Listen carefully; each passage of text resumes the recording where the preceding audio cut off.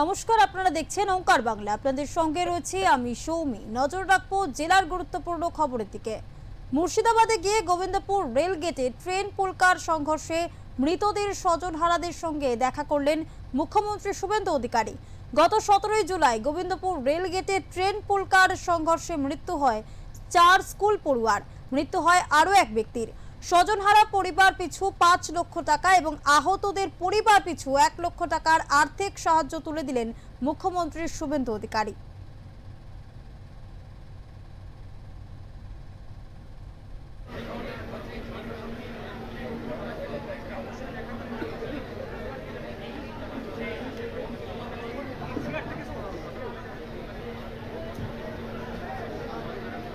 মন্ত্রী মহোদয় শ্রী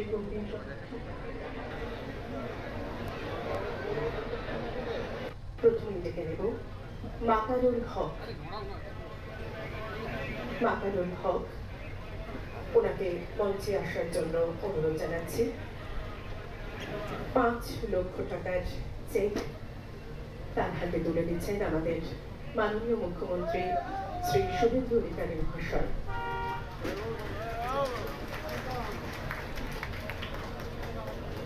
পরবর্তীতে আমি আপনাদের কথা দিয়ে যাচ্ছি,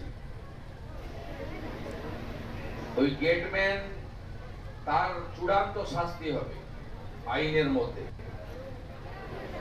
এটা ক্ষমার অযোগ্য। আমি পরিবারগুলোর পাশে আছি, আমি প্রত্যেকের সঙ্গে আলাদা করে কথা বলেছি। দেখুন, এখানে চোখের জল দেওয়া ছাড়া আর অন্য কিচ্ছু নেই আমাদের দেওয়া।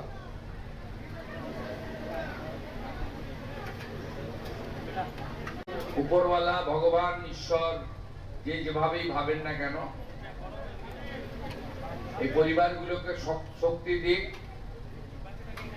তারা যাতে এই শোক কাটিয়ে উঠতে পারে। এবং পরিবারগুলো প্রত্যেকে, আমি দেখুন, প্রচারের জন্য আমি করি না কাজ। আমি যে অর্থ দিয়েছি সরকারি অর্থ, আমার অর্থ নয়। তার বাইরেও পরিবারগুলো যেগুলো যা চেয়েছে, কিছু দায়িত্ব আমি এসপিডিএম কে দিয়ে গেছি, তারা করবে। আর দুটো একটা দায়িত্ব আছে আমার, আমি সেটা করব। सीएम आया था, सीएम को बोला हम लोग तो मुंबई में जाता है तो इधर कोई काम मिलेगा तो सही होगा, नहीं तो फिर मुंबई जाना पड़ेगा। तो आश्वास दिया कि काम के लिए बोला, होगा बोला। और 5 लाख का एक चेक दिया, 2 चेक, 2 लाख का 3 लाख का चेक दिया।